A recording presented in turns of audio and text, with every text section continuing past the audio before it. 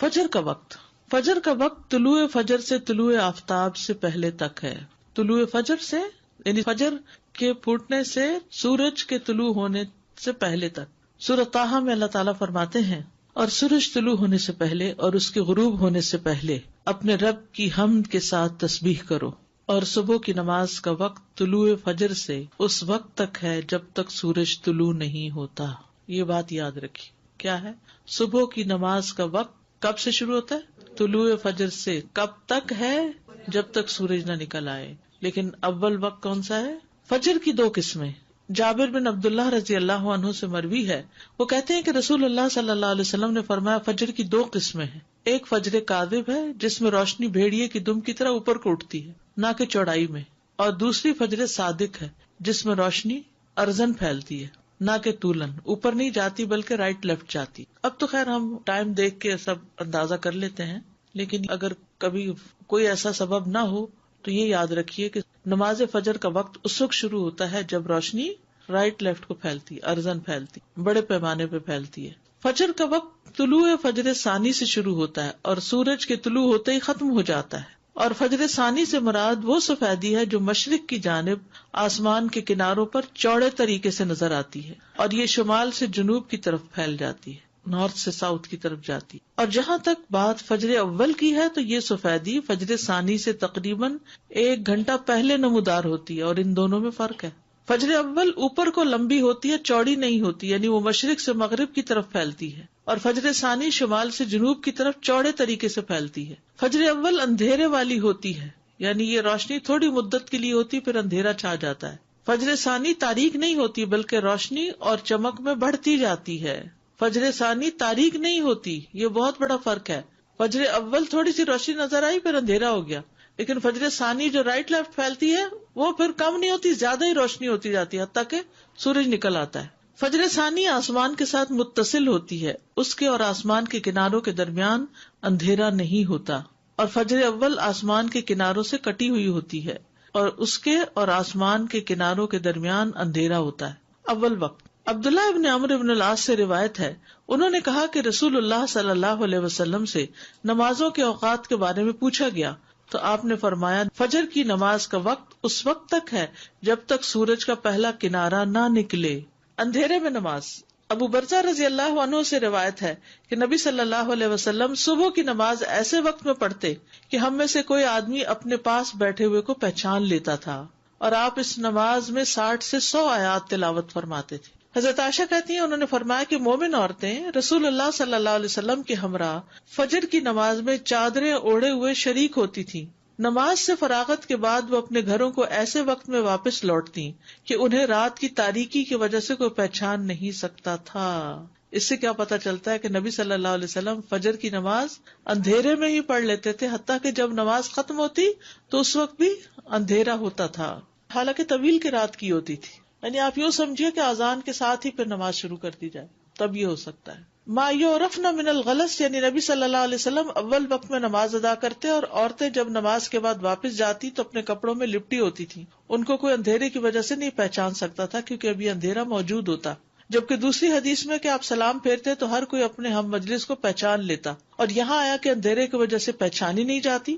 تو یہ بات معلوم ہے کہ ان دونوں حالتوں میں فرق ہے کہ آدمی کسی کے پہلو میں بیٹھا ہو اور کوئی اس سے دور ہو، ان دونوں باتوں میں فرق ہوتا ہے. تو قریب میں بیٹھا شخص اندھیرے کے باوجود پہچان لیا جاتا ہے، جبکہ دور کوئی شخص ہو تو وہ نہیں پہچانا جاتا.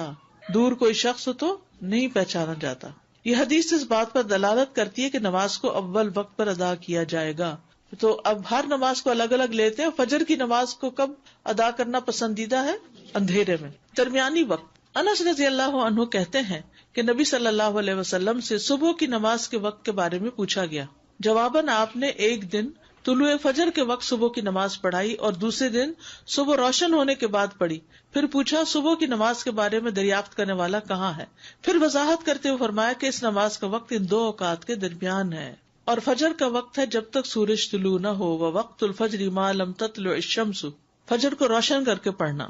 محمود بن لبید نے اپنے انصاری قوم کے کئی صحابہ سے بیان کیا ہے کہ رسول اللہ صلی اللہ علیہ وسلم نے فرمایا، فجر کی نماز پڑھنے کے ساتھ یعنی پڑھتے پڑھتے تم جس قدر بھی روشنی کرو گے وہ تمہارے لیے ثواب میں اضافے کا ذریعہ ہے، یعنی ٹائم اچھا لگا اس میں۔ فجر کو روشن کرنے کا مطلب، جو سمجھتا ہے کہ فجر کو اندھیرے میں پڑھنا افضل ہے وہ اس حدیث کو تاخیر پر محمول کر رہا ہے کہ فجر کی ابتدا کی خوب تحقیق کر لے کہ واقعی یقین ہو جائے کہ فجر طلوع ہو گئی، یا وہ جو اس حدیث کو چاندنی راتوں کے ساتھ خاص کرتا ہے کیونکہ چاندنی راتوں میں طلوع فجر کی ابتدا کو نہیں پہچانا جا سکتا، تو انہیں احتیاط کرتے ہوئے کچھ انتظار کر کے نماز پڑھنے کا حکم دیا کہ ایسا نہ ہو کہ طلوع فجر سے پہلے ہی نماز ادا کر لیں، یا اسے نماز کو لمبا پڑھنے پر محمول کیا جاتا ہے۔ اور یہ بات اس حدیث کے ساتھ زیادہ موافق ہے جس میں ہے کہ فجر کی نماز میں تم جیسے جیسے سفیدی کرو گے یہ اجر کو بڑھاتی جائے گی، لمبی پڑھیں گے تو تبھی روشنی ہوگی۔ طلوع آفتاب سے پہلے پہلے نماز پڑھنا، سورج نکلنے سے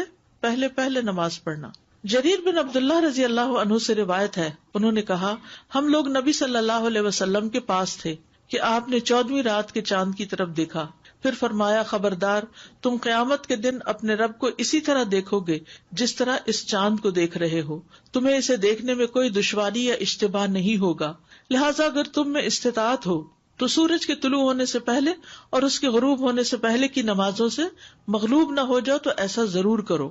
ابو ہریرہ سے روایت ہے کہ رسول اللہ صلی اللہ علیہ وسلم نے فرمایا، جس نے سورج کے طلوع ہونے سے پہلے فجر کی 1 رکعت پا لی تو تحقیق اس نے صبح پا لی۔ 1 رکعت جو بھی پا لے وہ پوری نماز ادا کرے۔ ابو ہریرہ سے مروی ہے کہ اگر تم میں سے کوئی سورج غروب ہونے سے پہلے نماز عصر کی پہلی رکعت پڑھ لے تو وہ اپنی نماز کو جاری رکھتے ہوئے مکمل کرے، اسی طرح جو آدمی سورج طلوع ہونے سے پہلے نماز فجر کی پہلی رکعت ادا کر لے تو وہ بھی اپنی نماز کو جاری رکھتے ہوئے مکمل کر لے۔ یہ نہ سوچے کہ اب سورج نکل رہا ہے تو مجھے اس وقت نہیں پڑھنی چاہیے، نہیں، قضا اس وقت بھی آپ پڑھ سکتے ہیں۔ وقت سے پہلے فجر پڑھنے کی حرمت، اور وہ کیا ہے؟ فجر صادق کے وقت نماز پڑھنا۔ فجر کی 2 قسمیں ہیں، فجر صادق ہے جس میں سحری کھانا حرام ہوتا ہے اور نماز فجر پڑھنا درست ہوتا ہے، اور فجر کاذب ہے جس میں نماز فجر کی ادائیگی حرام ہوتی ہے اور سحری کا کھانا درست ہوتا ہے۔ سمجھ آ گئی اس بات کی؟ فجر کو لیٹ پڑھنے کی ممانعت۔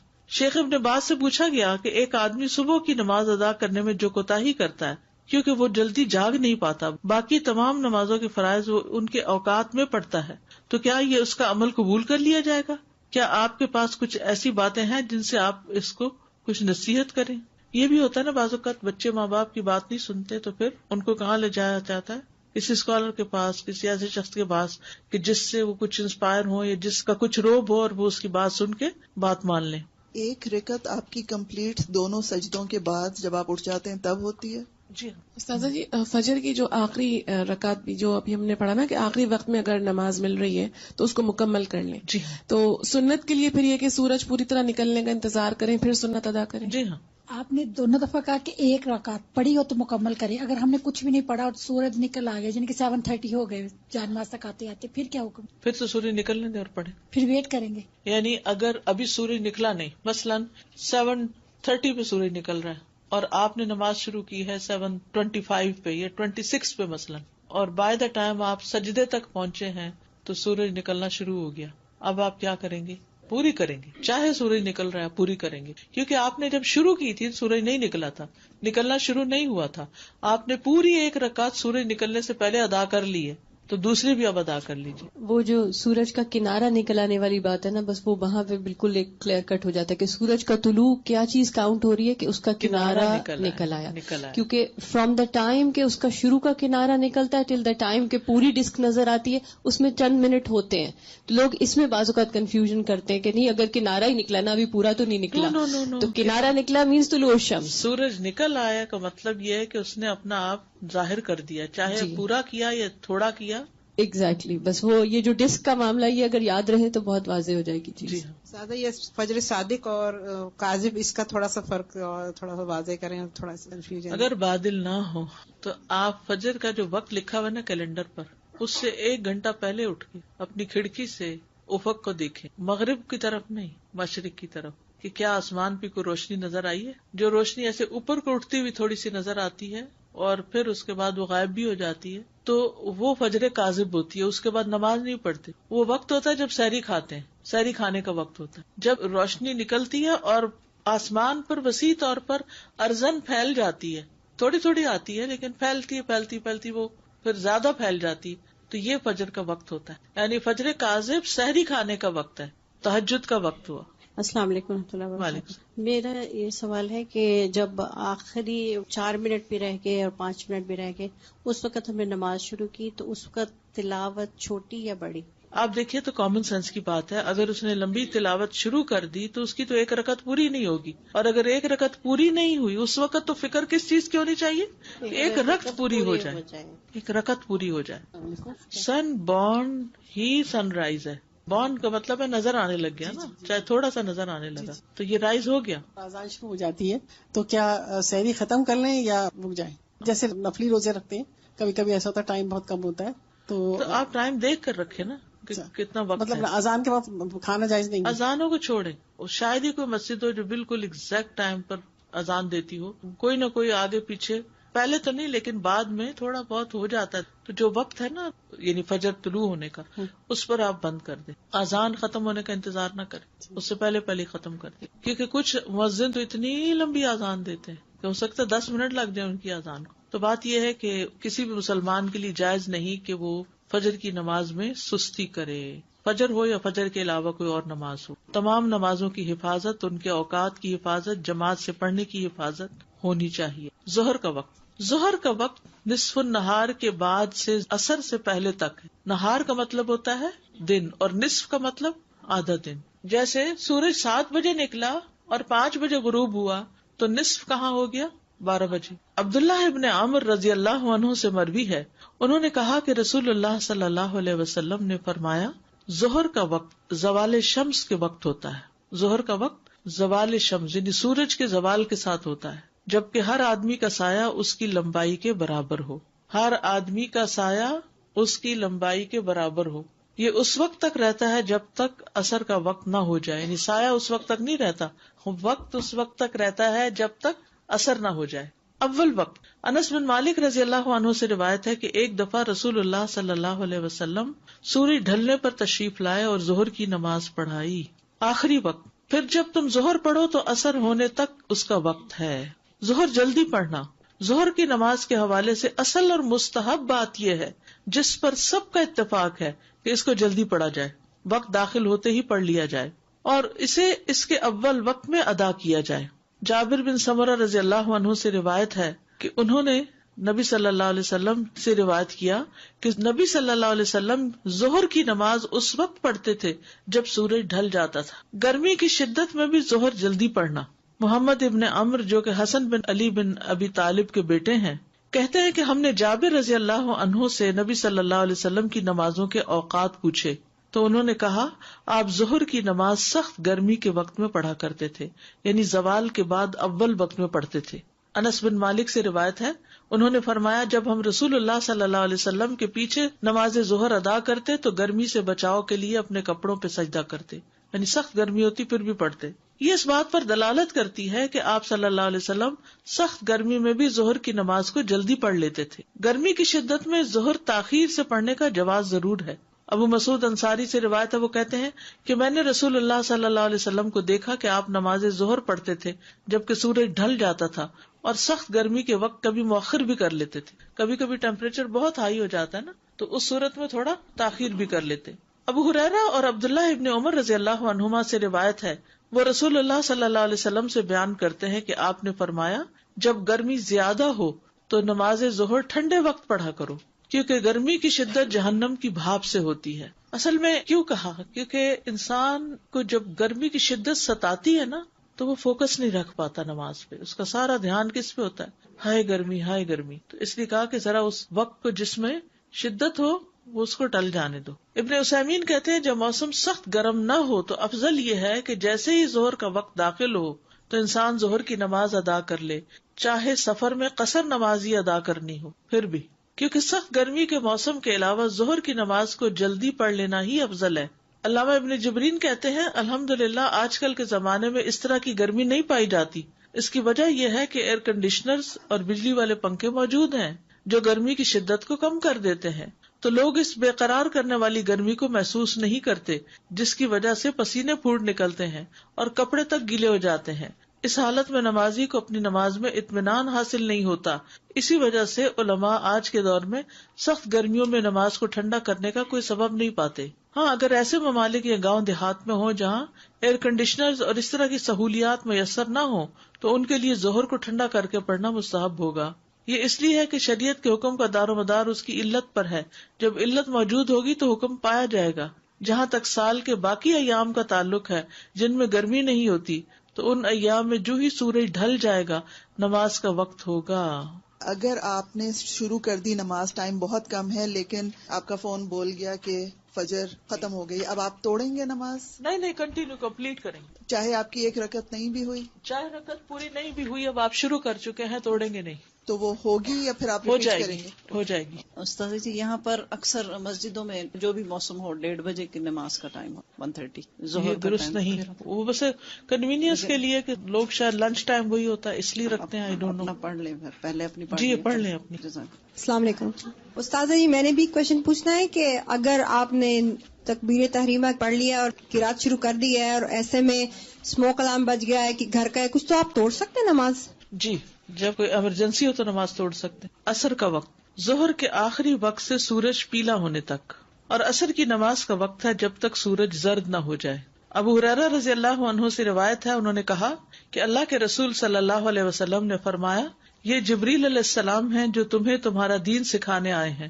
پھر عصر کی نماز تب پڑھائی جب انہوں نے ہر چیز کا سایہ اس کے برابر یعنی زوال کے سائے کے علاوہ دیکھ لیا. ٹھیک ہے. پھر اگلے دن جبریل علیہ السلام دوبارہ آپ کے پاس آئے، پھر عصر کی نماز پڑھائی جب ہر چیز کا سایہ دگنا ہو گیا. پھر فرمایا، ہر نماز کا وقت تمہاری کل اور تمہاری آج کی نماز کا درمیانی وقت ہے. دھوپ کے اعتبار سے عصر کا وقت. حضرت عائشہ کہتی ہیں، انہوں نے فرمایا، دھوپ ابھی میرے حجرے سے نکلی نہ ہوتی تھی کہ رسول اللہ صلی اللہ علیہ وسلم نماز عصر پڑھ لیتے تھے.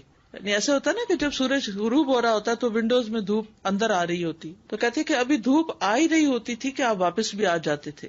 اول وقت کیا ہے؟ انس بن مالک رضی اللہ عنہ سے روایت ہے کہ رسول اللہ صلی اللہ علیہ وسلم عصر کی نماز ایسے وقت میں پڑھتے تھے جب سورج بلند اور روشنی میں کمی کے بغیر ہوتا تھا اور زندہ ہوتا تھا، یعنی ابھی چمک اس کی یا گرمی دھوپ باقی ہوتی تھی.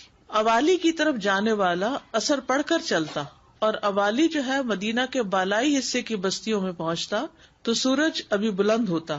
یہ بستیاں مدینہ سے 2 یا 8 میل کی مسافت پر تھی، یعنی مسجد نبی سے نماز پڑھ کر اپنی اس بستی تک پہنچ جاتے جب بھی ابھی سورج جو ہے وہ بلند ہی ہوتا تھا، غروب کے قریب نہیں ہوتا تھا. درمیانی وقت. ابو موسیٰ رضی اللہ عنہ سے روایت ہے کہ ایک سائل نے نبی صلی اللہ علیہ وسلم سے اوقات نماز کے بارے میں سوال کیا، مگر آپ نے اسے کوئی جواب نہ دیا حتیٰ کہ بلال کو حکم دیا تو انہوں نے عصر کے لیے آذان اور اقامت کہی جبکہ سورج سفید اور اونچا تھا. اور جب اگلا دن ہوا تو آپ نے عصر پڑھی جبکہ سورج زرد ہو گیا تھا، یا کہا کہ جب شام ہو گئی. پھر آپ صلی اللہ علیہ وسلم نے فرمایا، کہاں ہے نماز کے اوقات پوچھنے والا؟ نماز کا وقت ان 2 اوقات کے مابین ہے. آخری وقت عصر کا وقت جب تک سورج زرد نہ ہو جائے. اضطراری وقت، مجبوری کا وقت. ابو ہریرہ سے روایت ہے کہ رسول اللہ صلی اللہ علیہ وسلم نے فرمایا، اگر تم میں سے کوئی سورج غروب ہونے سے پہلے عصر کی نماز کا ایک سجدہ پا لے تو اس کو چاہیے کہ وہ اپنی نماز کو جاری رکھتے ہوئے مکمل کرے. اب آپ کے سوال کا جواب اس میں آ گیا. ٹھیک ہے. کیا سوال تھا؟ کہ ابھی نماز شروع ہی کی تھی کہ وہ گھڑی سے الارم بج گیا کہ سورج نکل گیا یا سورج غروب ہو گیا. تو آپ دیکھیے حدیث دوبارہ، اگر تم میں سے کوئی سورج غروب ہونے سے پہلے عصر کی نماز کا ایک سجدہ پا لے، ابھی 2 نہیں ہوئے، 2 سے رکعت پوری ہوتی، تو اس کو چاہیے کہ وہ اپنی نماز کو جاری رکھتے ہوئے مکمل کرے. نماز توڑنی نہیں، اب اس کو کنٹینیو کرے. عصر اول وقت پڑھنا چاہیے. انس بن مالک رضی اللہ عنہ سے روایت ہے، کہتے ہیں کہ ہم عصر کی نماز پڑھتے تھے، پھر جانے والا قباء جاتا، ان لوگوں کے پاس پہنچتا اور سورج ابھی اونچا ہوتا تھا. قباء مدینہ سے 2 میل کی مسافت پر ہے. انس بن مالک سے روایت ہے، انہوں نے کہا کہ رسول اللہ صلی اللہ علیہ وسلم نے ہمیں عصر کی نماز پڑھائی تو جب آپ فارغ ہوئے تو آپ کے پاس بنو سلمہ کا ایک آدمی آیا اور کہا، اے اللہ کے رسول، ہم اپنے لیے اپنا اونٹ نہر کرنے کا ارادہ رکھتے ہیں اور ہم چاہتے ہیں کہ آپ بھی اس موقع پر موجود ہوں. آپ نے فرمایا ٹھیک ہے، اور آپ نکل پڑے. ہم بھی آپ کے ساتھ چل پڑے. ہم نے دیکھا اونٹ ابھی ذبح نہیں کیا گیا تھا، اسے ذبح کیا گیا، پھر اس کا گوشت کاٹا گیا، پھر اس میں سے کچھ پکایا گیا، پھر ہم نے سورج غروب ہونے سے پہلے اسے کھا لیا. اثر کی نماز جلدی پڑھی تو یہ کام بھی جلدی ہو گیا نا. ہم کیا کرتے ہیں, پہلے سارا کچھ کر لیں, کھانا بنا لیں, یہ کر لیں, وہ کر لیں, ہر چیز صاف ستھری کر, پھر نماز پڑھیں گے, اور اتنے میں دھوپ پیلی پڑ جاتی. پہلے نماز پڑھ لیں اور اس کے بعد تسلی سے کام کریں, آپ دیکھیں گے آپ کے کام میں بھی برکت ہوگی. رافع بن خدیج سے روایت ہے, وہ کہہ رہے تھے ہم رسول اللہ صلی اللہ علیہ وسلم کے ساتھ نماز اثر پڑھتے, پھر اونٹ ذبح کیا جاتا, اس کے 10 حصے کیے جاتے, پھر ہم اسے پکاتے, اور سورج کی غروب ہونے سے پہلے ہم اچھی طرح پکا ہوا گوشت کھا لیتے. اچھی طرح پکا ہوا گوشت, لحمن نضیجن, نضج ہوتا ہے جو گل جائے, کلما نضجت جلودہم آتا ہے نا. صحابہ کا اثر کی نماز اول وقت پر پڑھنا. ابو امامہ بن سہل رضی اللہ عنہ بیان کرتے ہیں کہ ہم نے عمر بن عبدالعزیز کے ساتھ ظہر کی نماز پڑھی, پھر ہم باہر نکلے اور انس بن مالک رضی اللہ عنہ کی خدمت میں حاضر ہوئے, تو ہم نے انہیں اثر کی نماز پڑھتے ہوئے پایا.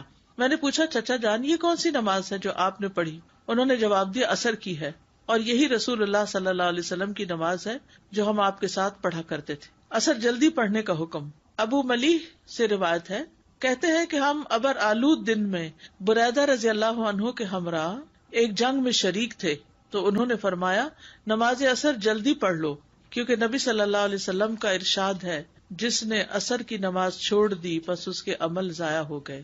ایسا نہ ہو کہ لیٹ ہو اور اس کی وجہ سے نماز بھی ضائع اور عمل بھی ضائع. اثر کو لیٹ نہ کرنا. علاء ابن عبد الرحمن بیان کرتے ہیں کہ ہم ظہر کے بعد انس رضی اللہ عنہ کے ہاں گئے, وہ اٹھ کر نماز اثر پڑھنے لگ گئے. جب وہ اپنی نماز سے فارغ ہوئے تو ہم نے ان سے جلدی نماز پڑھنے کا ذکر کیا, یا خود انہوں نے ذکر کیا, تو کہا میں نے رسول اللہ صلی اللہ علیہ وسلم کو فرماتے ہوئے سنا, یہ منافقین کی نماز ہے, یہ منافقین کی نماز ہے, یہ منافقین کی نماز ہے. ان میں سے ایک بیٹھا رہتا ہے حتیٰ کہ جب سورج زرد ہو جاتا ہے اور شیطان کے 2 سینگوں کے درمیان یا ان سینگوں کے اوپر ہوتا ہے, تو اٹھ کر 4 ٹھونگے مارتا ہے اور اس میں تھوڑا ہی اللہ کا ذکر کرتا ہے. اور یہ حقیقت ہے, جو نماز لیٹ ہوتی ہے اس میں انسان کی توجہ پوری طرح نماز کی طرف نہیں ہوتی. ایک اور روایت سے بھی پتہ چلتا ہے کہ منافق کی اثر لیٹ ہوتی ہے. رسول اللہ صلی اللہ علیہ وسلم نے فرمایا, کیا میں تمہیں منافق کی نماز کے بارے میں نہ بتاؤں؟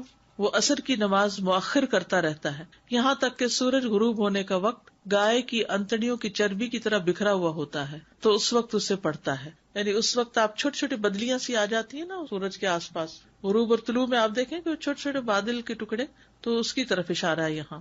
یعنی بہت کلیئر اسکائی ہو تو پورے کا پورا بال نیچے جا رہا ہوتا, ورنہ اس کے اندر لمبی لمبی لہریں سی ہوتی ہیں بادلوں کی. اثر کی نماز فوت ہونے کا نقصان. نبی صلی اللہ علیہ وسلم نے فرمایا, جس شخص نے نماز اثر چھوڑ دی اس کے اعمال باطل ہو گئے, یعنی اس کے تو عمل ہی ضائع ہو گئے. اثر کے فوت ہو جانے پر نبی صلی اللہ علیہ وسلم کی شدید ناراضگی. حضرت علی سے روایت کہتے ہیں کہ رسول اللہ صلی اللہ علیہ وسلم نے غزوہ احزاب کے دن فرمایا, اللہ ان مشرکین کی قبروں اور ان کے گھروں کو آگ سے بھر دے, جس طرح انہوں نے ہمیں درمیانی نماز اثر سے روکا, یعنی جنگ میں مشغول رکھا حتیٰ کہ سورج غروب ہو گیا. اور جو لوگ خود اپنی مرضی سے غروب کر لیں, اتنی بڑی وعید ہے. تو کیا سمجھ میں اثر کا وقت کب ہے؟ جب ظہر کا وقت ختم ہو رہا ہو, جب سایہ 2 مثل کے برابر ہو, تو پھر ظہر ختم اثر شروع, یعنی 1 مثل پہ شروع ہو جاتی ہے اور پھر اس کے بعد سورج پیلا پڑنے سے پہلے. آپ دیکھیں اثر کی نماز تب پڑھائی جب انہوں نے ہر چیز کا سایہ اس کے برابر, یعنی زوال کے سائے کے علاوہ دیکھ لیا, یعنی اصلی سایہ جو تھا کسی بھی چیز کا.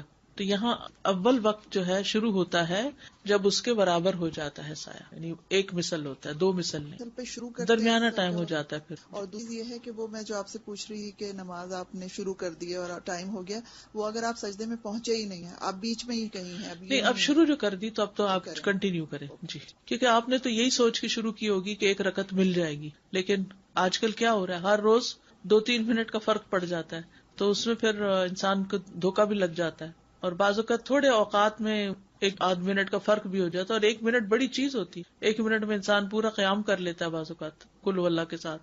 نماز کے دیگر احکام. فرض نماز کی رکعات, سنتیں اور نوافل, ان کے دلائل. ابتدائی اسلام میں 2 رکعات کی فرضیت. حضرت عائشہ سے مروی ہے, وہ کہتی ہیں کہ شروع میں 2 رکعت نماز فرض ہوئی.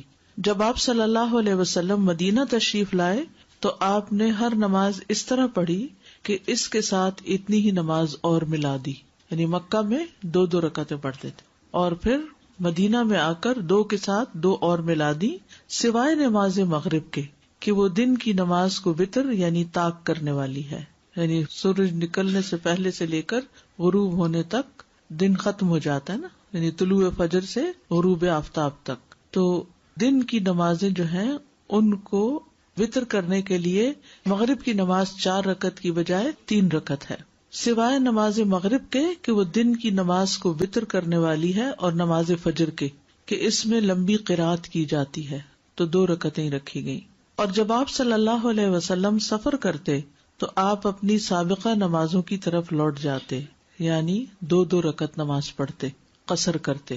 اسی طرح ایک اور روایت میں آتا ہے، جابر بن زید سے روایت ہے، انہوں نے کہا کہ عائشہ رضی اللہ تعالی عنہا کہتی ہیں کہ آپ صلی اللہ علیہ وسلم مکہ میں 2 رکعت فرض پڑھا کرتے تھے، پھر جب آپ مدینہ تشریف لائے تو 4 اور 3 رکعت والی نمازیں فرض ہو گئیں. تو آپ صلی اللہ علیہ وسلم نے 2 رکعتیں پڑھنا ترک کر دیا اور نماز پڑھنی شروع کر دی، یعنی نئے حکم پر عمل کرتے ہوئے.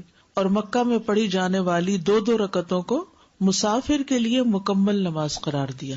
تو فرض نمازیں 2 بھی ہیں، فجر کی 4 اور 4، ظہر اثر کی، اور مغرب کی 3 اور عشاء کی بھی 4 ہیں. تو 2، 3 اور 4 نمازیں جیسا کہ آپ جانتے ہیں کہ معراج کے موقع پر فرض کی گئی تھی.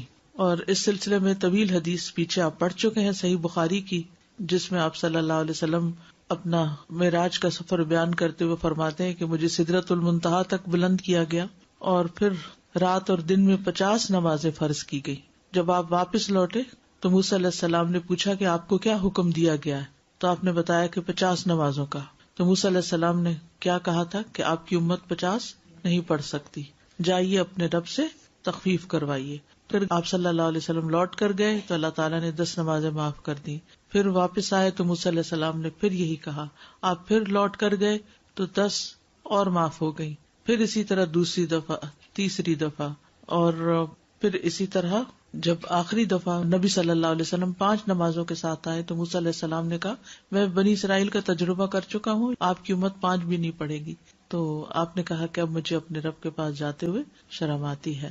آپ نے فرمایا میں اپنے رب سے کئی دفعہ درخواست کر چکا ہوں، اب مجھے حیا آتی ہے، لہٰذا میں راضی ہوں اور اس کے حکم کو تسلیم کرتا ہوں. آپ نے فرمایا میں آگے بڑھا تو ایک منادی یعنی اللہ تعالیٰ نے آواز دی کہ میں نے اپنا حکم جاری کر دیا اور اپنے بندوں پر تخفیف بھی کر دی. اور ایک اور روایت سے پتہ چلتا ہے کہ اجر 50 نمازوں کا ہی ہے، جبکہ پڑھی 5 جائیں گی. ابن عباس کہتے ہیں کہ اللہ عز و جل نے معراج کے موقع پر اپنے نبی پر 50 نمازیں فرض کی تھی، پھر انہوں نے اپنے رب سے دعا کی تو اس نے انہیں 5 کر دیا. تو فرض نمازیں کتنی ہوئی؟ 5 نمازیں فرض ہیں. ابن محیریز سے مروی ہے کہ بنو کنانہ کے مخدجی نامی ایک شخص نے شام میں ابو محمد نامی ایک شخص کو کہتے ہوئے سنا کہ وتر واجب ہے.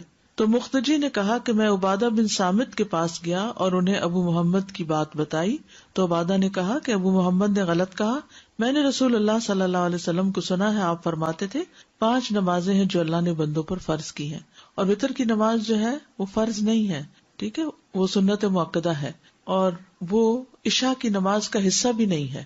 آگے آج ہم انشاءاللہ تفصیل پڑھیں گے تو وہاں آپ سارے دلائل مزید دیکھیں گے. انس بن مالک کہتے ہیں کہ ہمیں رسول اللہ صلی اللہ علیہ وسلم سے غیر ضروری طور پر کسی چیز کے بارے میں سوال کرنے سے روک دیا گیا، تو ہمیں بہت اچھا لگتا تھا کہ کوئی سمجھدار بدو آپ کی خدمت میں حاضر ہو اور آپ سے سوال کرے اور ہم بھی جواب سنیں. تو بہرحال ایک بدو آیا اور اس نے آپ سے کچھ سوال جواب کیے کہ آسمان کس نے بنایا، زمین کس نے بنائی، پہاڑ کس نے گاڑے. تو آپ نے فرمایا کہ سب کچھ اللہ نے کیا ہے. تو اس نے پھر کہا کہ قسم اس ذات کی جس نے آسمان بنایا اور زمین بنائی اور یہ پہاڑ نصب کیے، کیا اللہ ہی نے آپ کو رسول بنا کر بھیجا ہے؟ آپ نے جواب دیا ہاں. اس نے کہا آپ کے قاصد نے بتایا ہے کہ دن رات میں ہمارے ذمے 5 نمازیں ہیں. آپ نے فرمایا اس نے سچ کہا. تو اس حدیث سے بھی کیا پتہ چلتا ہے کہ فرض نمازیں 5 ہیں. اسی طرح ایک اور روایت ہے جو صحیح بخاری ہی کی ہے. ابن عباس سے روایت ہے کہ نبی صلی اللہ علیہ وسلم نے معاذ بن جبل کو یمن روانہ کیا تو فرمایا کہ پہلے اہل یمن کو اس بات کی دعوت دینا کہ اللہ کے سوا کوئی معبود نہیں، یعنی توحید کی دعوت، اور میں اللہ کا رسول ہوں. اور اگر وہ یہ بات مان لیں تو ان سے کہنا کہ اللہ نے ہر دن رات میں ان پہ 5 نمازیں فرض کی ہیں. ایکچولی یہ سوال کسی نے مجھ سے کیا تھا ایک بار کہ 5 نمازوں کا کہاں لکھا ہوا ہے. تو ہو سکتا ہے کہ کوئی آپ کو بھی کہے کہ کہاں لکھا ہے 5 نمازوں کے بارے میں. لاسٹ ویک آپ کو یاد ہوگا کہ میں نے کچھ آیات بھی آپ کو سنائی تھی کہ جس میں جو اشارات نکلتے ہیں وہ 5 نمازوں کے ہیں. اقم الصلاۃ لدلوک الشمس الی غسق اللیل والی، اور اسی طرح سورۃ طٰہٰ کی آیت بھی. تو احادیث میں اس کی بھرپور وضاحت ملتی ہے، یعنی ایک نہیں کئی احادیث سے یہ پتہ چلتا ہے کہ جس میں نبی صلی اللہ علیہ وسلم نے 5 نمازوں کی فرضیت کا حکم دیا یا اس کی گواہی دی. پھر اسی طرح ایک اور جگہ پر ہے کہ 5 نمازوں کی حفاظت کرنے والے سے اللہ کا وعدہ ہے. کس بات کا وعدہ ہے؟ کہ اسے ضرور جنت میں داخل کروں گا، اور جو ان کی حفاظت نہیں کرے گا اس کے لیے اللہ کے ہاں کوئی عہد نہیں. فرائض کی ادائیگی کامیابی کی طرف لے جاتی ہے، یعنی یہ بات ہم سب کو اچھی طرح معلوم ہونا چاہیے کہ کامیابی کا انحصار فرائض کی ادائیگی پر ہے. بعض اوقات ہم نفلی صدقات، نفلی روزہ، نفل نماز اس کو بڑے شوق سے کرتے ہیں اور کیا سمجھ کے کرتے ہیں کہ اس میں ہمارے لیے بڑا اجر ہے، اور اس وقت ہم سمجھتے ہیں فرض تو فرض ہے نا، فرض کا اجر ہمارے ذہن میں نہیں آتا. تو یاد رکھیے کہ فرض کا اجر نفل سے زیادہ ہے.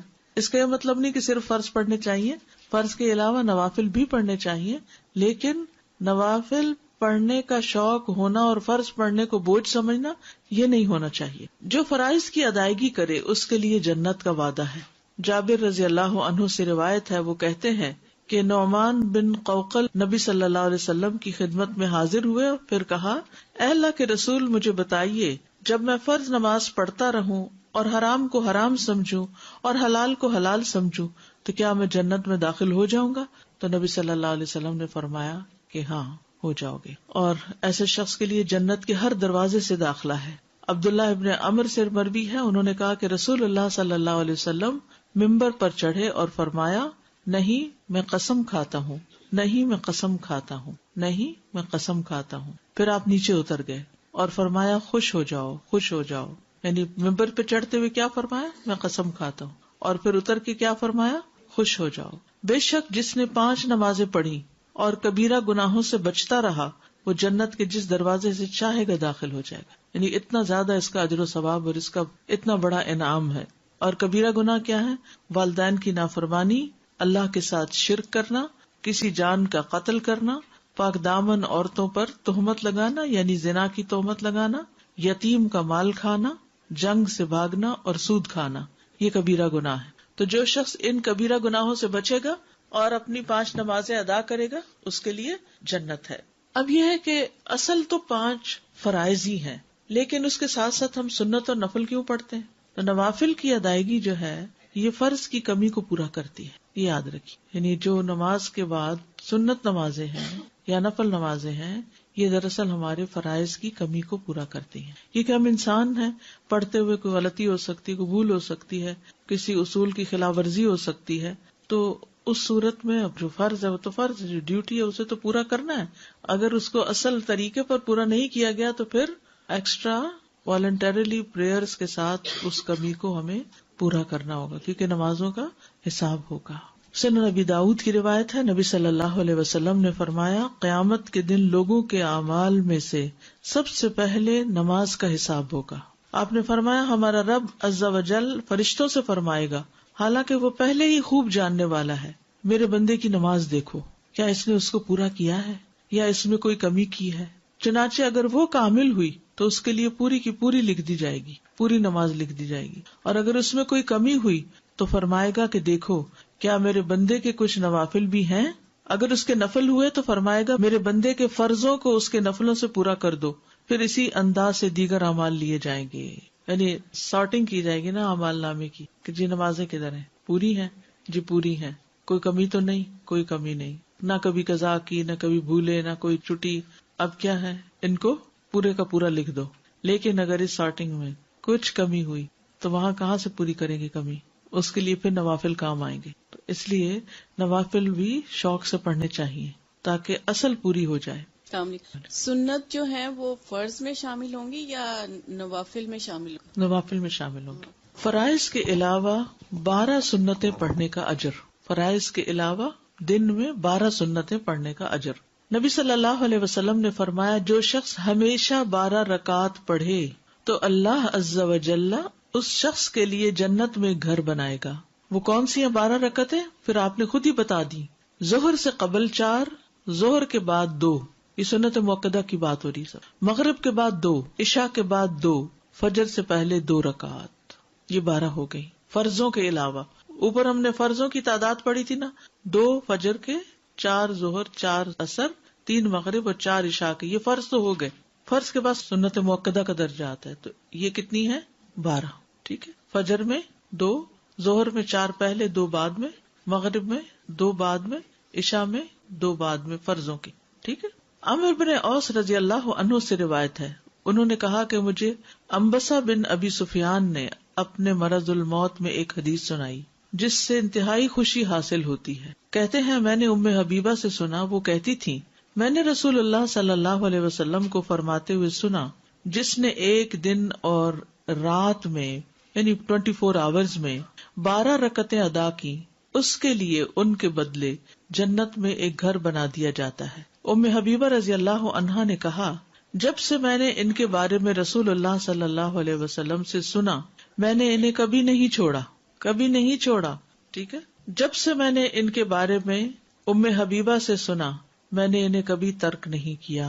اب ہم نے بھی ترک نہیں کری، پوری کوشش کرنی. اچھا، اس میں ایک گنجائش بھی آگے آپ دیکھیں گے کہ اگر کسی وجہ سے جیسے ظہر میں جلدی ہے، آپ نے فرض پڑھ لیے الوداع کے اندر ہی اور سنت سوچتے ہیں گھر جا کے پڑھیں گے، جب تک گھر پہنچے عصر کا وقت بھی قریب ہو گیا، تو آپ چاہے عصر کا وقت داخل ہو رہا ہے اندر باہر ہے تب بھی پڑھ سکتے ہیں. ایون اگر عصر کی نماز بھی پڑھ لی ہے پھر اس کے بعد بھی پڑھ سکتے ہیں، اتنی گنجائش ہے ان میں. ٹھیک ہے. لیکن پڑھنے کا اہتمام کرنا چاہیے. سنتیں گھر میں پڑھنا پسندیدہ ہے مردوں کے لیے بھی، تو آپ کے لیے بھی اگر آپ یہاں فرض پڑھ لیتے ہیں کہ دیر نہ ہو جائے تو جا کے گھر میں اپنی سنتیں ادا کیجیے. ابن عمر رضی اللہ عنہما سے روایت ہے، انہوں نے کہا کہ رسول اللہ صلی اللہ علیہ وسلم نے فرمایا اپنے گھروں میں اپنی کچھ نماز پڑھ لیا کرو اور انہیں قبرستان نہ بناؤ. گھروں میں نماز پڑھ لیا کرو، انہیں قبرستان نہ بناؤ. یعنی ساری نمازیں باہر ہی نہیں پڑھ کے آ جانی چاہیے، چاہے مسجد ہی کیوں نہ ہو. مسجد میں فرائض اور باقی گھر میں. سنت موقدہ اور غیر موقدہ. بعض اہل علم کے نزدیک سنت موقدہ سے مراد وہ سنتیں ہیں جنہیں نبی صلی اللہ علیہ وسلم نے ادا کیا اور ان پر ہمیشگی اختیار کی، جیسے رواتب سنتیں کا سنن الرواتب، یعنی جن کو چھوڑا نہیں آپ نے، جو فرض نماز سے پہلے اور بعد کی سنتیں اور وتر وغیرہ ہیں، جو ابھی اوپر آپ جن کی تفصیل پڑھی. اور سنت غیر موقدہ سے مراد مطلق سنتیں ہیں جن پر نبی صلی اللہ علیہ وسلم نے ہمیشگی اختیار نہ کی، ان کو غیر موقدہ کہتے ہیں. ٹھیک ہے. جیسے عصر سے پہلے کی 4 رکعتیں یا ظہر کے آخر میں 2 نوافل جن کو آپ کہتے ہیں. سنت موقدہ کون کون سی ہیں؟ فجر سے پہلے کی 2 سنتیں، ظہر سے پہلے کی 4 سنتیں، ظہر کے بعد کی 2 سنتیں، مغرب کے بعد کی 2 سنتیں، عشاء کے بعد کی 2 سنتیں. اور غیر موقدہ کون کون سی ہیں؟ ظہر کی 2 رکعتوں کے بعد کی 2 رکعتیں، عصر سے پہلے کی 4 رکعتیں، مغرب سے پہلے کی 2 ہلکی رکعتیں. آپ نے دیکھا ہوگا کہ حرم میں جب اذان ہوتی ہے مغرب کی تو سب لوگ کیا کرتے ہیں؟ 2 رکعت پڑھ لیتے ہیں. یہ غیر موقدہ ہے. تو جب ہمارے لوگ دیکھتے ہیں پہلی دفعہ تو پریشان ہوتے ہیں کہ مغرب سے پہلے بھی نماز ہوتی ہے، ہمیں تو پتہ ہی نہیں. پھر فجر کی رکعات کی تعداد 2 فرض رکعات. اب ان کے دلائل ہیں. قیس ابن عمر رضی اللہ عنہ بیان کرتے ہیں کہ رسول اللہ صلی اللہ علیہ وسلم نے ایک شخص کو دیکھا جو فجر کی نماز کے بعد 2 رکعتیں پڑھ رہا تھا. تو رسول اللہ صلی اللہ علیہ وسلم نے فرمایا صبح کی نماز 2 رکعتیں ہیں. تو اس شخص نے کہا میں نے فرض سے پہلے ہی 2 رکعتیں یعنی فجر کی سنتیں نہیں پڑھی تھی جو میں نے اب پڑھی ہیں. بس رسول اللہ صلی اللہ علیہ وسلم خاموش ہو گئے. ٹھیک ہے. تو فجر کے بعد رکعتیں نہیں ہیں الا یہ کہ آپ کی سنت رہ جائے.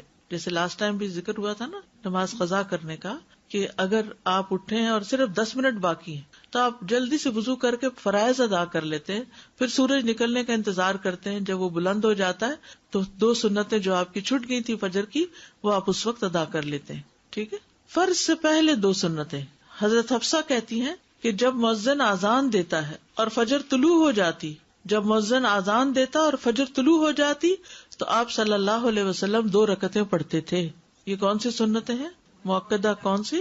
فجر کی. فجر سے پہلے کی 2 سنتیں. نبی صلی اللہ علیہ وسلم کا کسی بھی حالت میں یہ سنتیں نہ چھوڑنا، یہ جو فجر کی 2 سنتیں ہیں. قابوس اپنے والد سے روایت کرتے ہیں، انہوں نے کہا کہ میرے والد نے ایک عورت کو عائشہ رضی اللہ عنہا کی طرف بھیجا تاکہ وہ ان سے سوال کرے کہ کون سی نماز رسول اللہ صلی اللہ علیہ وسلم کو زیادہ محبوب تھی کہ جس پر آپ ہمیشگی کرتے تھے. انہوں نے کہا وہ نماز جو آپ کسی صورت نہ چھوڑتے، خاص صحت مند ہوتے یا مریض ہوتے یا سفر میں ہوتے یا مقیم ہوتے، وہ فجر سے پہلے کی 2 رکعتیں ہیں. کب کب نہیں چھوڑتے تھے؟ نہ صحت کی حالت میں، نہ بیماری کی حالت میں، نہ سفر کی حالت میں، نہ قیام کی حالت میں. کبھی بھی نہیں یہ 2 رکعتیں چھوڑی. ان کی اتنی زیادہ امپورٹنس ہے. بہت اجر و ثواب بھی ہے، کیونکہ اگلی حدیث سے آپ دیکھ کے پتہ چلے گا کہ یہ دنیا و ما فیہا سے بہتر ہے. حضرت عائشہ رضی اللہ عنہا نبی صلی اللہ علیہ وسلم سے روایت کرتی ہیں کہ آپ نے فرمایا فجر سے پہلے کی 2 رکعتیں دنیا اور جو کچھ اس میں اس سے بہتر ہے. یہ بتائیے دنیا میں کیا کیا. ایک دن کسی نے مجھے ایک میسج بھیجا جس میں انہوں نے دنیا کا جو سب سے امیر ترین انسان ہے اس کو کھڑا دکھایا، اس کا شاید کوئی پراپرٹی جگہ تھی اس کے پاس، پھر نمبر 2، پھر نمبر 3، پھر 4 اور 5ویں نمبر پہ ایک بندے کو سجدہ کرتے ہوئے دکھایا، اور نیچے حدیث لکھی تھی کہ طلوع فجر کے وقت 2 رکعت نماز پڑھنا کیا ہے، دنیا اور جو کچھ اس میں ہے. سب بلینئر سے بڑھ کر آپ بلینئر ہر روز ہو جاتے ہیں اگر آپ یہ 2 رکعتیں پڑھ لیتے ہیں. اتنا بڑا اجر و ثواب کماتے ہیں. لیکن کبھی ہم اٹھے دیر سے ہیں اور کبھی کچھ نہیں. ان کی حفاظت کرنی چاہیے اور ان کی ادا کرنے کا شوق ہونا چاہیے. ان کی اہمیت کی وجہ سے آپ دیکھیے کہ صحیح مسلم کی روایت میں آتا ہے نبی صلی اللہ علیہ وسلم نے طلوع فجر کے وقت 2 رکعتیں نماز پڑھنے کے بارے میں فرمایا کہ ان کو پڑھنا میرے نزدیک ساری دنیا سے زیادہ محبوب ہے. ساری دنیا سے زیادہ محبوب ہے ان کو پڑھنا. اب دنیا کی اپنی محبوب چیزیں، جو بھی پیاری پیاری چیزیں ہیں آپ کو، ان سب کی لسٹ بنا لیجئے اور اس کے ایکول ان 2 رکعتوں کو رکھ لیجئے. دیکھیے والذین آمنوا اشد حبا للہ، انسان کو انسانوں سے بھی محبت ہوتی ہے، ان کی ملاقات کا بھی شوق ہوتا ہے، ان کے پاس بیٹھ کے بھی مزہ آتا ہے، سب باتیں اپنی جگہ ہیں. لیکن جب اللہ تعالیٰ بلا لیتے ہیں تو جو واقعی محبت کرتا ہوگا اللہ سے، اس کا دل بے چین ہو جائے گا. نماز کا وقت شروع ہوتے ہی دل بے چین ہو جائے گا، پھر اس کا دل نہیں لگے گا کسی اور سے باتیں کرنے میں، پھر وہ کہے گا کہ میں جلدی جاؤں اور اپنے رب سے ملاقات کروں. اس معیار پہ ہم نے اپنے دلوں کو لانا ہے. یہ نہیں کہ جو دنیا کے کام ہے ان میں اتنی دلچسپی، اتنی گہرائی، اچھا یہ کر لوں، یہ کر لوں، یہ کر لوں، نہیں. پھر فجر کی یہ سنت